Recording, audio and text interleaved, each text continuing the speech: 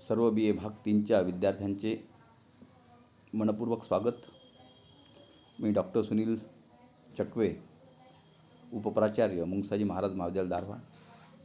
विद्यार्थी मित्रांनो, आपण अशा एका स्थितीमध्ये येऊन पोहोचलेलो आहोत की विविध समस्यांचा सामना आपल्याला करावा लागत आहे। मी तर याला समस्या म्हणण्यापेक्षा एक संधी म्हणेल, आणि या संधीचं सोनं करणं हे खरं म्हणजे आपल्यासारख्या विद्यार्थ्यांना फार आवश्यक असते। ती आलेली संधी आहे, आणि ही संधी योग्य पद्धतीने आपण कॅच करण्याचा प्रयत्न या ठिकाणी करूया।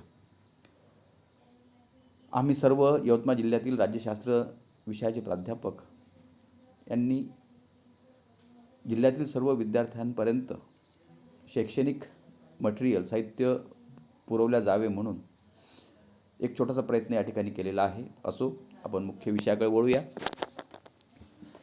BA फायनलच्या सेमिस्टर 5मध्ये जो अभ्यासक्रम अमरावती विद्यापीठाने आपल्याला नेमून दिलेला आहे, आखून दिलेला आहे, त्यातील पहिलं युनिट जे आहे ते नेतृत्वावर आहे। आणि या नेतृत्वाचे 3 व्हिडिओ, अर्थातच नेतृत्वाचा अर्थ, नेतृत्वाचे घटक आणि नेतृत्वाची भूमिका मी तयार केलेले आहे। ते तुमच्यासमोर मी या ठिकाणी ठेवत आहे। सर्वात प्रथम आपण नेतृत्व या संकल्पनेचा विचार करूया, म्हणजेच नेतृत्वाचा अर्थ काय होतो। विद्यार्थी मित्रांनो, नेतृत्व ही एक कला आहे, नेतृत्व हे विज्ञान आहे की नेतृत्वाला काय म्हणायचं। खरं म्हणजे अलीकडे नेतृत्वाशिवाय, जसं लोकमान्य टिळक यांनी स्वराज्याच्या संघर्षाच्या वेळी असं म्हटलेलं होतं की जिथे पुढारी नाही तो समाज फारच लवकर लयास जाईल, यात तीळ मात्रही शंका नाही। म्हणजे पुढारी शिवाय राष्ट्र, पुढाऱ्याशिवाय देश, पुढाऱ्याशिवाय संघटना ही असूच शकत नाही। आणि नेतृत्व या संघटनेला कशा प्रकारे आकार देतो, नेतृत्व त्या संघटनेला कशा प्रकारे विकसित करतो, हे सुद्धा या ठिकाणी महत्त्वाचं आहे। म्हणून या ठिकाणी ज्या विविध व्याख्या विविध विचारवंतांनी या ठिकाणी मांडलेल्या आहेत, त्या सगळ्या व्याख्यावरून आपण नेतृत्वाचा एक छोटासा ॲनालिसिस करण्याचा प्रयत्न करू। सेबईन या ठिकाणी असं म्हणतो आहे की कलाकार ज्याप्रमाणे मातीला वळण देतो, तसे पुढारीसुद्धा लोकांना वळण देत असतात। म्हणजे या ठिकाणी सेबाईनला हे अपेक्षित होतं की एखाद्या घटकाला, जो निर्जीव आहे, त्या निर्जीव घटकाला सकारात्मक दृष्टीने आकार देऊन त्याला तशा प्रकारचं परिपक्व बनवणे, हे गुण ज्यामध्ये असतो त्याला आपण नेतृत्व असं म्हटलेलं आहे। कारण या ठिकाणी लोकांच्या विचारांना आकार देणे, लोकांच्या कर्तृत्वाला आकार देणे हे सगळ्यात महत्त्वाचं आहे। म्हणून या ठिकाणी नेतृत्व आणि अनुयायी, अर्थातच इथे जनताच्या स्वरूपामध्ये सेबाईनला अनुयायी हा शब्द अपेक्षित आहे किंवा अभिप्रेत आहे। साधारणतः कोणत्याही नेत्याचा अभ्यास हा केवळ त्याच्या जीवनशैलीपुरता मर्यादित असतो। म्हणून नेतृत्वाचा अभ्यास करीत असताना नेतृत्वाच्या अस्तित्वाकरिता निर्माण झालेले जे अनुयायी आहे, ज्याला आपण फॉलोअर्स असं म्हणतो, हा घटकसुद्धा तेवढाच महत्त्वाचा आहे। नेतृत्वाच्या अभ्यासात नेत्याचा अभ्यास, नेता व अनुयायांचे परस्पर संबंध, नेत्याची नेतृत्वाची पद्धत व त्यांचा अनुयायावर होणारा परिणाम, या सगळ्यांचा अंतर्भाव हा नेतृत्वाच्या अभ्यासामध्ये होत असतो। आता या ठिकाणी नेतृत्व, नेता, पुढारी असे विविध पर्यायवाचक शब्द वापरले गेलेले आहेत। ते एकच आहे की त्यामध्ये काही फरक आहे, हे सुद्धा आपल्याला या ठिकाणी पाहणे गरजेचे आहे। नेतृत्व या संकल्पनेबद्दल शास्त्रज्ञामध्ये अजूनही एकमत नाही, कारण जेवढ्या व्यक्ती तेवढ्या प्रकारच्या व्याख्या या नेतृत्वाच्या आपल्याला पाहायला मिळतात। सामान्यपणे वैज्ञानिक आधारावर नेतृत्वाची व्याख्या करणे जरी कठीण असली तरी वेबिस्टर आणि मॅक्स वेबर यांनी ज्या व्याख्या केलेल्या आहेत त्या व्यक्तिवाचक आहे, कारण त्यामध्ये नेता व नेतृत्व या दोन संकल्पना वेगळ्या केलेल्या नाही आहेत। कारण नेता आणि नेतृत्वाला वेगळं मानायचं की नेता आणि नेतृत्व हे एकच मानायचं, याच्यामध्ये सुद्धा व्याख्याकर्त्यांमध्ये मतभेद आहेत. म्हणून इथे ज्या व्याख्या केलेल्या आहेत त्या व्याख्या आपण पहिल्यांदा विचारात घेऊया. लॉर्ड लॉयड हे असे म्हणतात की नेतृत्व ही पुढारी बनण्याची व काम करण्याची कला नसून पुढाकार घेण्याची कला आहे. याचा अर्थ असा होतो की लीडरशिप इज ॲन आर्ट, ती एक कला आहे. चार्ल्स मेरियम तर नेतृत्व हे विशिष्ट प्रकारचे गुण असून तो एखाद्या व्यक्तिमत्वात दृष्टिगोचर होतात व हे गुण विशिष्ट समूहाच्या संदर्भात आकार देत असतात किंवा ते साकार होत असतात. नेतृत्व म्हणजे केवळ काही गुणांचा समुच्चय अथवा निष्क्रिय परिस्थिती नसून समूहातील परस्पर संबंधावर अवलंबून असते, असं R.M. स्टॉक आणि डील यांनी म्हटलेलं आहे. स्मिथ त्याच्या पुढे जाऊन असे म्हणतात, नेतृत्व म्हणजे सामान्य हितसंबंधावर आधारित अशा व्यक्ती व समूहातील संबंध असून त्या पुढारी व्यक्तींच्या मार्गदर्शनात ते निश्चित होत असतात. विशिष्ट उद्दिष्ट साध्य करण्यासाठी निर्दिष्ट संसूचन प्रक्रियेद्वारे परस्पर व्यक्तीमध्ये जो प्रभाव विशिष्ट परिस्थिती निर्माण होतो त्याला नेतृत्व असे म्हणतात. ही व्याख्या या ठिकाणी टेबनमने केलेली आहे. आता या सर्व व्याख्यांचा आपण जर सार पाहिला तर असं दिसतो आहे आपल्याला की नेतृत्व निर्धारणात परिस्थिती अधिक प्रभावी असते. म्हणजे नेतृत्व कसे तयार होते, नेतृत्व कसे निर्माण होते, ते कसं टिकवल्या जाते, त्याच्यामध्ये तशा प्रकारचे गुणवैशिष्ट्य कशा प्रकारचे येतात, या संबंधीच्या सर्व वरील व्याख्यांच्या आधारावर विचार करताना लॉर्ड असं म्हणतो आहे की नेतृत्वाला पुढाकार घेण्याची कला तो मानतो आहे. तर मेरियमने त्या नेतृत्वाच्या गुणाला महत्त्व दिलेले आहेत. म्हणजे काही विचारवंत नेतृत्वामध्ये ती कला अवगत असायला पाहिजे असं ते मानतात. तर मेरियम असा म्हणतो की नेतृत्वामध्ये जे गुण आहेत ते गुणसुद्धा महत्त्वाचे आहेत. याचा अर्थ असा होतो की नेतृत्वामध्ये विशिष्ट प्रकारचे गुण किंवा विशिष्ट प्रकारची कला असणे आवश्यक आहे. परंतु कधीकधी असे आढळून येते की विशिष्ट गुण असतानासुद्धा एखाद्या नेत्याचा प्रभाव कमी होतो किंवा गुणांचा अभाव असतानासुद्धा काही काळपर्यंत नेतृत्वाचा प्रभाव निर्माण होतो. या ठिकाणी आता 3 गोष्टी महत्त्वाच्या आहेत. काही लोकांनी असं म्हटलं आहे की नेतृत्व ही कला आहे. काहींनी म्हटलं आहे की नेतृत्व हे गुणांचा समुच्चय आहे. तर काही लोक असं म्हणतात की विशिष्ट परिस्थितीसुद्धा आहे. आता कला, गुण, विशिष्ट परिस्थिती या सर्वांच्या आधारावर म्हणजे विविध लेखकांनी ज्या विविध प्रकारच्या व्याख्या आपल्यासमोर केलेल्या आहेत, तर मी असं म्हणेल की आता सगळ्यांचा सार जर आपण एका ठिकाणी आणला तर आपली इथे नेतृत्वाची संकल्पना ही थोडीशी आकार घेऊ शकते. कारण असं कितीदा तरी घडलेलं आहे की एखादी विशिष्ट परिस्थिती निर्माण झाल्याशिवाय त्या नेतृत्वाला महत्त्व प्राप्त होत नाही. याचं उदाहरण जर या ठिकाणी घ्यायचं झालं तर मी असं म्हणेल की एखाद्या विधानसभेच्या निवडणुकीमध्ये किंवा आताच महाराष्ट्रामध्ये ज्या निवडणुका झाल्या त्या निवडणुकांमध्ये कोणत्याही पक्षाला स्पष्ट बहुमत नव्हतं. आता कोणत्याही पक्षाला स्पष्ट बहुमत नसणे म्हणजे एखाद्या नेतृत्व निर्माण होण्याकरता निर्माण झालेली ती परिस्थिती आहे. मला असं म्हणायचं आहे या ठिकाणी की जेव्हा एखाद्या पक्षाला विशिष्ट बहुमत प्राप्त होत नाही अशा वेळी जे काही अपक्ष असतात, ज्या अपक्षांमध्ये ते नेतृत्वाचे गुण आहे किंवा नाही हे जर तपासायचं असेल तर ती निर्माण झालेली जी परिस्थिती आहे ती परिस्थिती त्या व्यक्तीला नेतृत्व निर्माण करायला भाग पाडते. म्हणजे जर एखाद्या पक्षाला बहुमत प्राप्त झालं असेल तर निश्चित इथे अपक्षाच्या नेत्याला महत्त्व प्राप्त होत नाही. पण जर एखाद्या परिस्थितीमध्ये एखाद्या पक्षाला स्पष्ट बहुमत नसेल अशा वेळी मात्र अपक्षांचं महत्त्व या ठिकाणी खूप मोठ्या प्रमाणामध्ये वाढते. काही ठिकाणी तर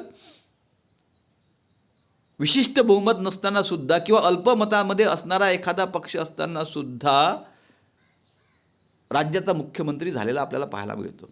म्हणजेच गुण सोबतच कला आणि परिस्थिती ह्या सगळ्या गोष्टी या ठिकाणी महत्त्वाच्या आहेत. या ठिकाणी मी उदाहरण दिलेलं आहे की 12च्या उत्तर प्रदेशच्या निवडणुकांमध्ये मायावतींच्या गुणतत्वाच्या आधारावर प्रभाव कमी झालेला दिसला. त्यामुळे पुढाऱ्यांच्या केवळ गुणांच्या आधारावर एकूण राजकीय परिस्थिती आकलन होत नाही. तर दुसरे म्हणजे पुढाऱ्याचे नेतृत्व गुण कायम असूनही परिस्थितीमध्ये बदल होतात त्या नेतृत्वाचा लोप होत असतो. म्हणजे एखाद्या व्यक्तीकडे खूप गुण असते, क्वालिटी असते, पण साजेशी परिस्थिती निर्माण झाली नाही तर आपोआपच ते नेतृत्व कधी लोप पावत असते. स्टॉक डील आणि स्मिड यांनी जी नेतृत्वाची परिभाषा केलेली आहे त्यात गुण किंवा निष्क्रिय स्थिती एवढेच महत्त्वाचे नसून नेता व समूहातील संबंध, समूहांतर्गत संबंध यावर भर दिलेला आहे. याचा अर्थ नेतृत्वामध्ये नेता जेवढा महत्त्वाचा आहे तेवढाच महत्त्वाचा घटक म्हणजे अनुयायी हा होय. विद्यार्थी मित्रांनो, आता या ठिकाणी 4 गोष्टी महत्त्वाच्या झाल्या.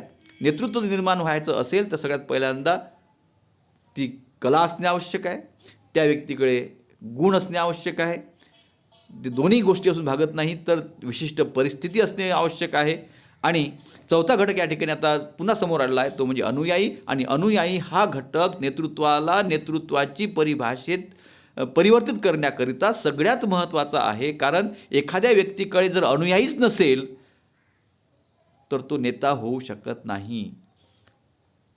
नेता आणि अनुयायी यांच्या परस्पर संबंधातच किंवा संबंधावरच नेतृत्वाची संकल्पना आधारलेली आहे. त्यामुळे नेते व त्यांचे अनुयायी यांचे परस्पर संबंध यांची सांगड नेतृत्वाच्या अभ्यासाशी घातल्या जात नाही, तोपर्यंत नेतृत्वाचा अभ्यास पूर्ण होऊ शकत नाही. म्हणूनच नेतृत्वाच्या अभ्यासात नेत्यांचा अभ्यास, नेता व अनुयायी यांचा परस्पर संबंध, नेत्याची नेतृत्वाची पद्धत, त्यांच्या अनुयायावर होणारा परिणाम यांचाही अंतर्भाव होत असतो. असे असले तरी कधीकधी परिस्थितीनुसार सुद्धा पुढाऱ्यांचा प्रभाव हा कमी जास्त होऊ शकतो. म्हणूनच टेबेनमने जेव्हा नेतृत्वाचा विचार केला तेव्हा त्याने व्यक्तीमध्ये विशिष्ट परिस्थितीचा सुद्धा अभ्यास केलेला आहे. आणि ही विशिष्ट परिस्थितीच माणसाला नेतृत्वाकडे घेऊन जाते, हे तुम्हाला मी यापूर्वी सांगितलेलं आहे. एखाद्या विशिष्ट परिस्थिती निर्माणामुळे एखादी नेतृत्व निर्माण होते किंवा एखादी विशिष्ट परिस्थिती निर्माण झाल्यामुळे किंवा लोप पावल्यामुळे नेतृत्व नाहीसे होते. मी एक या ठिकाणी उदाहरण दिलं तुम्हाला की यवतमाळ जिल्ह्यामध्ये शेतकऱ्यांच्या आत्महत्या मोठ्या प्रमाणामध्ये झाल्या. त्यामुळेच एखादं नेतृत्व त्या ठिकाणी शेतकऱ्यांच्या संदर्भामध्ये निर्माण होऊ शकलं. कारण यवतमाळ जिल्हा हा शेतकऱ्यांच्या आत्महत्याग्रस्त म्हणून कुप्रसिद्ध आहे. आणि अशा वेळी त्या शेतकऱ्यांना आधार देण्याकरिता किंवा त्या शेतकऱ्यांची जीवनशैली पूर्णपणे बदलून टाकण्याकरिता, शेतकऱ्यांना मुख्य प्रवाहामध्ये आणण्याकरिता कुठेतरी एखादं नेतृत्व समोर येत असेल तर याचा अर्थ असा होतो की जेव्हा जेव्हा शेतकऱ्यावर अन्याय झाला तेव्हा शेतकऱ्यांचं नेतृत्व हे समोर आलेलं आहे. मग याचे उलट असं म्हणेल मी की शेतकरी जर हा सुजलाम सफलाम असता तर कदाचित तशा प्रकारच्या नेतृत्वाची गरजसुद्धा भासली नसती. म्हणून या ठिकाणी विशिष्ट नेतृत्व, विशिष्ट परिस्थिती ही सगळ्यात महत्त्वाची आहे. म्हणून त्या दृष्टीने टेबेनमनी केलेली जी व्याख्या आहे नेतृत्वाची हे प्रभावी ठरते. त्याचबरोबर टेनेबम या लेखकाने संयुक्त साधनाचा सुद्धा नेतृत्व प्रक्रियेत महत्त्वाचा भाग आहे असे म्हटलेले आहे. कधीकधी तर असे आढळून येते की एखाद्या पदावर नियुक्त झालेली व्यक्ती हे खरोखरच त्या नेतृत्वाचे गुण पूर्ण करणारी असते का? कारण एखादी व्यक्ती जर त्या पदावर पोहोचली असेल नेतृत्वाच्या आणि जर वरील व्याख्येमध्ये असणारे गुण जर त्या व्यक्तीमध्ये नसेल तर त्याला नेतृत्व म्हणायचं का? तर यावर काही विचारवंतांनी, काही व्याख्याकारांनी असं म्हटलेलं आहे की नेतृत्वाचे गुण पूर्ण करू जर शकत नसेल तर अशा वेळी त्यांनी पुन्हा नेतृत्वाचे 2 प्रकार केलेले आहे. ज्याला आपण औपचारिक किंवा अनौपचारिक नेतृत्व असे म्हणतो. आता औपचारिक नेतृत्व आणि अनौपचारिक नेतृत्व तुम्हाला कितीदा असे दिसते की एखाद्या पदावर बसणारी व्यक्ती ही पदावर तर आहे पण त्या व्यक्तीवर कोणाचा तरी प्रभाव आहे. आणि जेव्हा ते पद सांभाळते, म्हणजे राजकीय पदाबद्दल बोलतो आहे मी, जर एखाद्या जिल्हा परिषदेचे अध्यक्षाचं पद असेल, नेतृत्व तर त्याकडे निर्माण झालेलं आहे, पण प्रत्यक्षात जेव्हा त्या पदाचा ती उपयोग करते आहे तेव्हा ते उपयोग करत असताना त्या व्यक्तीवर कोणाचा तरी प्रभाव आहे. मग अशा वेळी औपचारिक आणि अनौपचारिक असे 2 प्रकार केलेले आहेत. आणि या औपचारिक आणि अनौपचारिक प्रकारामध्ये जो स्वतः कला ज्याच्याकडे आहे, गुण ज्याच्याकडे आहे, असा व्यक्ती जेव्हा त्या पदाचा उपयोग करतो तेव्हा तो एका नेतृत्वामध्ये मोडतो. आणि जेव्हा एखादा व्यक्ती दुसऱ्याच्या आदेशाप्रमाणे काम करत असेल तर तो दुसऱ्या प्रकारामध्ये मोडतो, पण त्याला नेतृत्व असं म्हटलेलं आहे.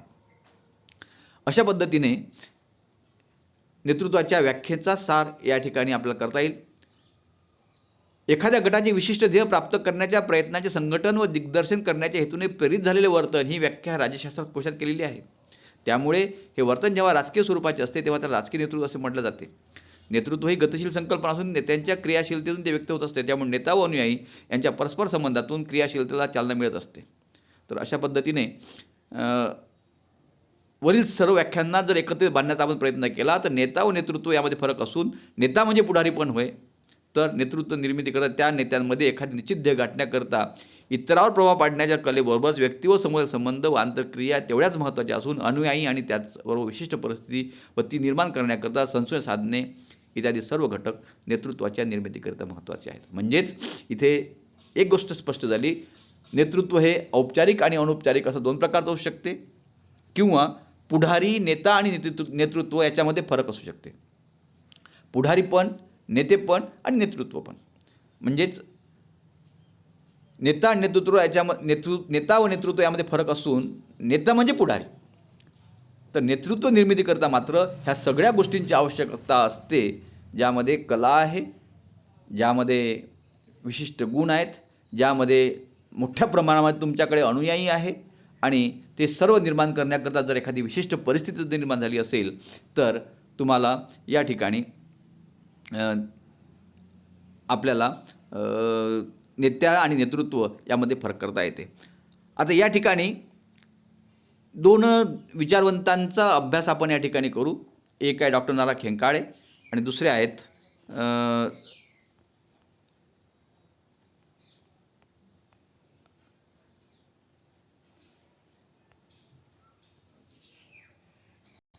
रुस्तम एस. दावर. या दोघांनी दोन आकृतीच्या माध्यमातून आपल्याला नेतृत्व कसं असू शकते हे सांगितलेलं आहे. ना. रा. खेकाळे यांनी त्यांचे राजकीय नेतृत्व या पुस्तकामध्ये खालीलप्रमाणे राजकीय वातावरण म्हणजे एखादं नेतृत्व निर्माण होण्यासाठी काय आवश्यक आहे. नंबर 2 परिस्थिती, ज्यामध्ये मग आर्थिक परिस्थिती असू शकते, राजकीय परिस्थिती असू शकते, वैधानिक असू शकते, सामाजिक असू शकते, धार्मिक असू शकते किंवा भौगोलिक असू शकते. म्हणजे भौगोलिक परिस्थितीच्या आधारावर एखादं नेतृत्व समोर येते, धार्मिक परिस्थितीच्या आधारावर एखादं नेतृत्व समोर येते, सामाजिक परिस्थितीच्या आधारावर एखादं नेतृत्व समोर येते, वैधानिक परिस्थितीच्या आधारावर एखादं नेतृत्व समोर येते, राजकीय परिस्थितीच्या आधारावर एखादं नेतृत्व समोर येते, किंवा आर्थिक. या विविध घटकांच्या माध्यमातून तुम्हाला नेतृत्वाची कल्पना करता येते. जर राज्यसभेमध्ये भांडवलदार या नात्याने एखाद्या व्यक्तीची वर्णी खासदार म्हणून लागत असेल तर त्याला ते आर्थिक कारण आहे हे स्पष्ट आहे. तर अशा पद्धतीने विविध घटक या ठिकाणी सांगितलेले आहेत की ज्या विविध परिस्थिती आहे, ज्या परिस्थिती आधारावर नेतृत्व प्राप्त होते. आणि नंतर आहे राजकीय प्रक्रिया. ह्या राजकीय प्रक्रिया हा तिसरा भाग आहे ज्यामधून नेतृत्वाची प्रक्रिया घडत असते.